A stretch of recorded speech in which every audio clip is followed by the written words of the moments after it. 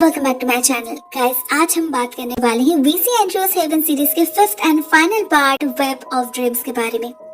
Previous 4 parts के links आपको description box and pin comment में मिल जाएगी। दोस्तों, इस फिल्म की IMDb रेटिंग है 6 आउट ऑफ 10। भले ये फाइनल पार्ट है मगर एक्चुअली ये इस सीरीज की ओरिजिन है। यहाँ हमें पता चलेगा हेवन के बर्थ हिस्ट्री के बारे में, उसके माँ ली वैन वोरेन के बारे में और कैसे वो ली से एंजल बनी उसके बारे में। तो चलिए वीडियो को स्टार्ट करते हैं। ये कहानी स्टार्ट होती है गेट्स ऑफ पैराडाइज के कुछ साल बाद। हम मिलते हैं एक हैप्पी कपल से, एनी और लुक, जो अभी मैरिड है और एक साथ एक खुशहाल जिंदगी बिता रहे हैं। अगर आपको याद हो, ये एनी हेवन की बेटी है और एंजल की पोती है। उसे बस कुछ ही साल पहले अपने बायोलॉजिकल फादर ट्रॉय टैटरटन के बारे में पता चला है, जो फॉर्टिंगल में रहते थे। आज उन्हीं की फ्यूनरल अटेंड करने एनी और लुक यहाँ आए हैं। मगर इस घर में एंटर करते ही एनी को दौरे पड़ने लगते हैं। उसे याद आता है कैसे उसे इसी घर में बंदी बनाकर रखा गया था। हाँ, इस घर में उसका एक्सपीरियंस कुछ खास नहीं था, मगर उसे हमेशा से इस घर के तरफ एक लगाव फील होता था। उसे पता है उसकी माँ ने उससे कई सारे बातें छुपाई थी जो अभी उसे पता है, मगर कुछ बातों से शायद उसकी माँ भी अनजान थी, जैसे ली वैन वोरेन। उनका चैप्टर तो अभी तक इस फैमिली के डार्क हिस्ट्री में एक ब्लैंक स्पॉट ही रह गया। किसी को नहीं पता उनकी असलियत क्या है और बताने वाला भी तो कोई नहीं। एनी जब यही सब कुछ सोच रही थी, उससे मिलने आते ही इस घर का कुक राय। वो एनी को एक डायरी देते हैं। ये वही डायरी है जो एनी को अपने लास्ट विजिट में इस घर के बंद कमरे में दिखी थी। तब तो वो इसे पढ़ नहीं पाई, मगर अभी राय कहते हैं कि ट्रॉय ने उसे ये देने के लिए कहा था। एनी डायरी खोलती है और उसे लिटरली एक झटका लगता है। अरे ये तो टेलीपैथी हो गया। ये डायरी ली वैन वोरेन की है। वो बस अभी जिसके बारे में सोच रही थी। वो बिल्कुल भी वक्त जाया नहीं करती, पढ़ना शुरू करती है उसे और हम व्यूअर्स पहुंच जाते हैं 1950 में। मिलते हैं ली से, जो एक टीनेजर है, अपने पिता क्लीव की लाडली मिस्टर क्लीव वैन वोरेन, एक क्रूज शिप मैग्नेट। सम्मान, पैसा, प्रॉपर्टी सब कुछ है उनके पास, मगर ली की माँ जिलियन को ये बहुत कम लगता है। वो हमेशा उन्हें टॉन्ट करती रहती है। असल में जिलियन एक बहुत ही शैलो पर्सनालिटी की वुमन है, हमेशा अपने आप को लेकर बिजी रहती है। Salon, makeup, costly dresses, jewelleries, kitty parties और शराब। उनका पूरा दिन यही सब में बीतता है। उसका बस एक ही गोल है, खुद को खूबसूरत रखना, यंग दिखना। उसे लगता है कि क्लीव उसके जैसे खूबसूरत सोशलाइट को डिजर्व नहीं करता। उसे कोई और चाहिए जिसके पास और ज्यादा पैसा हो, दौलत हो। इवन वो ली को भी यही सिखाती है, कैसे लड़कों को सिड्यूस करना है, कैसे उसे एक रिच हस्बैंड मिल सकता है। ली के आने वाले बर्थडे के दिन जिलियन एक ग्रैंड पार्टी की अरेंजमेंट करती है। वहाँ शहर के जाने माने लोगों को बुलाती है, इस होप में कि ली उनमें से किसी को अपनी खूबसूरती के जाल में फंसा पाए। मगर उससे पहले एक दिन जिलियन उसे अपने एक दोस्त से मिलाने ले जाती है फॉर्टिंगल मैंशन में, जिससे ली को आइडिया मिले ट्रू वेल्थ किसे कहा जाता है। उन्हें वेलकम करते हैं mister Tony Tatterton, the very famous Tatterton toys का मालिक। उन दोनों की बातों से ली को इनिशियली लगता है कि वो लोग कुछ ज्यादा ही क्लोज है, और उसे ये भी पता चलता है कि जिलियन ने टोनी से अपनी असली उम्र छुपाई है। वो असल में टोनी से 20 साल बड़ी है, जो टोनी को नहीं पता। मगर तब ली इस सब में उतना ध्यान नहीं देती। टोनी का एक छोटा भाई है ट्रॉय, जिसके साथ उसकी दोस्ती हो जाती है। पूरा दिन वो उसके साथ ही बिताती है, अपने माँ का ख्याल तक नहीं रहता उसे। मगर शाम के वक्त उसे एक रूम से अपनी माँ की हंसी सुनाई देती है और अंदर झांकने पर उसे जिलियन टोनी के साथ इंटीमेट हालत में दिखती है। ली बिल्कुल शॉक्ड हो चुकी थी, मगर जिलियन को जैसे कुछ फर्क ही नहीं पड़ा। कुछ दिन बाद बर्थडे पार्टी में ये टोनी आता है एंड एज यूजुअल जिलियन उसके साथ चिपकने लगती है, सबके सामने, कुछ ज्यादा ही। जब क्लीव उससे सवाल करता है तो जिलियन डायरेक्टली उससे डिवोर्स मांग लेती है। अभी तो उसे अपना नेक्स्ट टारगेट मिल चुका है।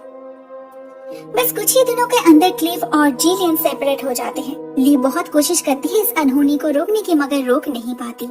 असल में वो अपनी माँ की तरह नहीं है, बहुत मासूम है वो, मगर जिलियन उसकी लाइफ हेल बनाने में लगी है। इसके 2 दिन बाद एक पार्टी में टोनी जिलियन को शादी के लिए प्रपोज करता है। बस और क्या, जिलियन हाँ कर देती है, अपने बेटी को लेकर फॉर्टिंगल में शिफ्ट हो जाती है और अपने वेडिंग प्लानिंग में बिजी हो जाती है। इस सब के बीच ली बहुत अकेली पड़ चुकी थी। उसका एक लौता दोस्त था ट्रॉय। एक दिन वो दोनों खेलते खेलते घर के सामने वाले मेज में गुम हो जाते हैं। शाम से रात हो जाती है, फिर भी वो बाहर नहीं आ पाते। जोर की बारिश होने लगती है। ठंड में बेचारा ट्रॉय कांपने लगता है। ली को कुछ समझ ही नहीं आता वो क्या करे। फाइनली घर के कुछ मेट्स को ख्याल आता है उनके बारे में। वो लोग टोनी को इन्फॉर्म करते हैं और टोनी जाता है उन्हें ढूंढने। वो किसी तरह दोनों को रेस्क्यू करके घर के अंदर तो ले आते हैं, मगर उनका ध्यान अपने भाई से ज्यादा ली पर था। वो खुद उसे हॉट वाटर बाथ देते हैं और उसी प्रोसेस में उसे गंदे तरीके से छूने लगते हैं। ली बहुत अनकंफर्टेबल फील कर रही थी। उसकी माँ जिलियन वहीं पर खड़ी थी और उनका रिएक्शन और भी ज्यादा शॉकिंग था।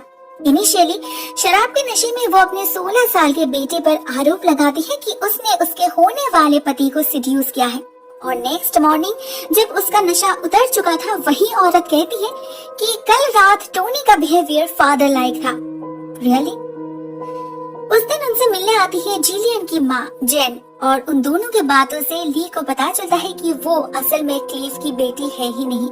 क्लीव को शादी करने से पहले ही जिलियन प्रेग्नेंट थी, ऑफ कोर्स किसी और के बच्चे से। ये ली के लिए काफी बड़ा झटका था, मगर इससे उसके दिल में क्लीव की जगह कम नहीं होती। वो लगातार अपने पिता को चिट्ठी लिखने लगती है, मगर एक का भी जवाब उसे नहीं मिलता। एक दिन जिलियन उसके फेस पर कह देती है कि क्लीव उसे भुला चुके हैं, मगर सच्चाई तो कुछ और थी।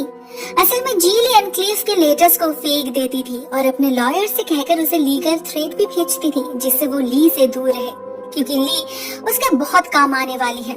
उसे क्लीव के पास वापस जाना नहीं था, बस इस टैटरटन साम्राज्य की मालकिन बननी थी, जिसके लिए वो सब कुछ कर सकती थी, सब कुछ। जिनके वापस जाने के एक हफ्ते के अंदर टोनी और जिलियन की शादी हो जाती है और तुरंत ही वो दोनों हनीमून पर निकल जाते हैं। घर में रह जाते हैं ली और ट्रॉय। क्रिसमस का समय था, सब कुछ बहुत अच्छा ही चल रहा था, मगर इसी बीच अचानक ट्रॉय बीमार पड़ जाता है। वो खून की उल्टी करने लगता है। ली जल्दी से उसे हॉस्पिटलाइज करती है और टोनी को खबर भेजती है।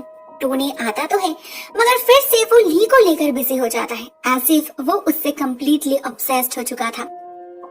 पता चलता है उसका हनीमून बिल्कुल ही बेकार गया, क्योंकि जिलियन वहाँ जाकर भी पूरा दिन आईने के सामने ही बैठी रहती थी। टोनी उससे बोर हो चुका था, तो वो अभी कुछ इंटरेस्टिंग करना चाहता है। वो ली को मॉडलिंग करने का ऑफर देता है उसके लिए। उसकी कंपनी एक नई डॉल डिजाइन कर रही है, जिसे पोर्ट्रेट डॉल कहा जाएगा, और वो बिल्कुल इंसान की तरह दिखेगा। ली पहले तो राजी हो जाती है, मगर बाद में जब टोनी उसे नेकेड होने के लिए कहता है, तब जाके ली को उसका असली इंटेंशन समझ आता है। ली डिस्गस्टेड फील कर रही थी। वो अपनी माँ के पास भागती है मदद के लिए, मगर जिलियन को इसमें कुछ और नहीं दिखता। ये तो आर्ट है, एंड मोस्ट इम्पोर्टेंटली उसे टोनी को खुश रखना था एट एनी कॉस्ट। तो वो अपने बेटी को भेज देती है टोनी के सामने नेकेड होने के लिए। ली उसकी बात मान तो लेती है, मगर वो ह्यूमिलिएशन वो कभी नहीं भूलती। कुछ दिन बाद टोनी उसे उसका ही पोर्ट्रेट डॉल दिखाने ले जाता है, जो उसकी तरह बिल्कुल भी नहीं था। टोनी ने उस डॉल को इतना वॉलप्चुअस बनाया था कि उसमें उसकी गंदी नीयत झलक रही थी। ली जब इस डॉल को रिजेक्ट कर देती है, तो उसे टोनी का और एक रूप देखने मिलता है। क्लियरली टोनी मेंटली स्टेबल नहीं था, वो अपने इम्पल्सेस को कंट्रोल ही नहीं कर पाता। मगर वो ली को खुश करना चाहता था, इसीलिए इस डॉल को तोड़कर बिल्कुल उसकी ही तरह इनोसेंट एक डॉल बनाता है। ली जिसका नाम रखती है एंजल। देखते देखते पूरा 1 साल बीत चुका था। फिर से ली का बर्थडे पार्टी अरेंज किया जाता है, जिसमें आसपास के बहुत सारे लोग आए थे। उसमें से एक लड़के को ली पसंद करती थी, मगर टोनी उसे भगा देता है, क्योंकि वो ली को खुद अपने लिए चाहता था। उसी रात वो ली को रेप करता है। ली जब अपनी माँ से कहती है, तो वो बिलीव ही नहीं करती, कह देती है कि ली कोई सपना देख रही थी। मगर ली के लिए ये एक हकीकत था, जिसका सामना उसे बहुत जल्द करना पड़ता है। कुछ दिन बाद ही वो रियलाइज करती है कि वो प्रेग्नेंट है। अब तो जिलियन को यकीन होगा। हाँ, होता है उसे यकीन, मगर वो ऐसे हालत में भी खुद को लेकर ही ज्यादा कंसर्न थी। उसे दादी नहीं बननी थी इस उम्र में, और उसे टोनी को भी खोना नहीं था। इसीलिए वो फिर से सारा दोष ली पर ही डाल देती है। उसे सिडक्ट्रेस कहती है और उसे फोर्स करती है चुपचाप अबॉर्शन करवाने के लिए। ली को अपने माँ पर घिन आ रही थी। बहुत हो चुका, बहुत सह चुकी है वो, और नहीं। वो डिसाइड करती है कि वो घर से भाग जाएगी, तो वो जल्दी से अपने कुछ कपड़े पैक करती है, साथ में लेती है अपनी डायरी, वो डॉल और कुछ पैसे। सबसे पहले वो अपने पिता के पास जाती है। वहाँ उसे पता चलता है कि क्लीव ने फिर से शादी की है। वो ये बात खुद ली को बताना चाहते थे, मगर जिलियन ने उसे लीगली थ्रेट किया है। अगर वो कभी भी ली से मिले तो उसे जेल जाना होगा। ली अपने पिता को जेल भेजना नहीं चाहती थी, इसीलिए वो वहाँ से निकल जाती है। जा पहुँचती है अपने नानी के पास। मगर वहाँ भी उसे शेल्टर नहीं मिलती क्योंकि उसे पता चलता है कि कुछ दिन पहले ही उनकी मौत हो चुकी है। बेचारी ली, वो बहुत टेंशन में पड़ जाती है। क्या करेगी, कहाँ जाएगी, उसे कुछ समझ नहीं आ रहा था। वो रात वो स्टेशन में ही बिताती है। उसे भूख लगी थी मगर सारा पैसा तो खर्च हो चुका है। उसे स्टेशन में उसकी मुलाकात होती है एक यंग लड़के से, लुक कैस्टिल। उसका घर तो विनरो में है मगर यहाँ वो एक सर्कस में काम करता है। उससे बात करके ली को बहुत अच्छा लगता है। गांव का ये लड़का उसे पसंद आने लगता है। लुक उसे खाना खिलाता है और बाकी का दिन भी उसके साथ ही बिताता है। रात में दोनों एक होटल में जा पहुंचते हैं। एक ही कमरे में रहते हैं मगर लुक एक बार भी उसे इनअप्रोप्रिएटली अप्रोच नहीं करता, बल्कि बहुत प्यार से उसकी देखभाल करता है और उसका नया नाम देता है एंजल, जो उस डॉल की तरह इनोसेंट है, प्योर है। ली को भी इस लड़के के अंदर एक अच्छा इंसान नजर आता है, बिल्कुल क्लीव की तरह। वो उसे सब कुछ बताती है, अपनी हालत शेयर करती है और सब जानने के बाद भी जब लुक उसे अपने घर ले जाने की बात करता है तो ली मना नहीं करती। वो लोग विनरो जा पहुंचते हैं। लुक के पेरेंट्स बहुत प्यार से उनका वेलकम करते हैं, ये जानते हुए भी कि यह बच्चा लुक का नहीं है। कुछ ही दिनों में वो दोनों शादी कर लेते हैं और अपना नया जीवन स्टार्ट करते हैं। लुक अपने एंजल को पाकर बहुत खुश था। उसके प्यार में पागल था वो। उसे लेकर अपना पूरा फ्यूचर प्लान कर चुका था मगर शायद उनकी किस्मत में इतनी खुशी सहन नहीं हुई।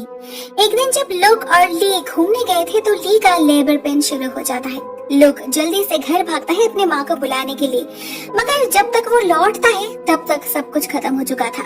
ली, लुक की एंजल, गुजर चुकी थी। रह गई थी उसकी निशानी हेवन।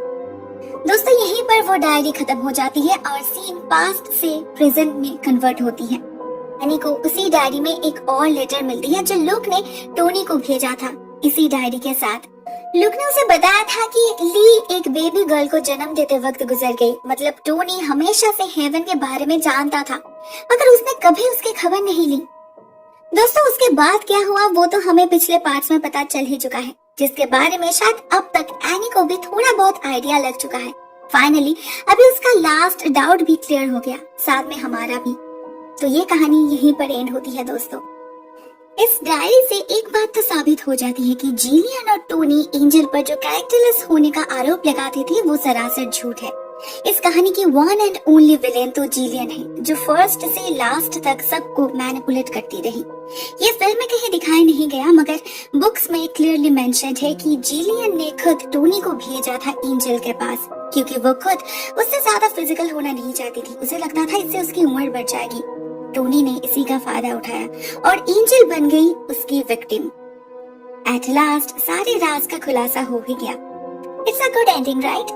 तो आज के लिए बस इतना ही। आई होप आपको ये सीरीज पसंद आई होगी। Thank you so much for watching this video guys. बहुत जल्द मिलते हैं एक नए वीडियो के साथ, नए फिल्म के नए एक्सप्लेनेशन के साथ। तब तक के लिए टेक केयर।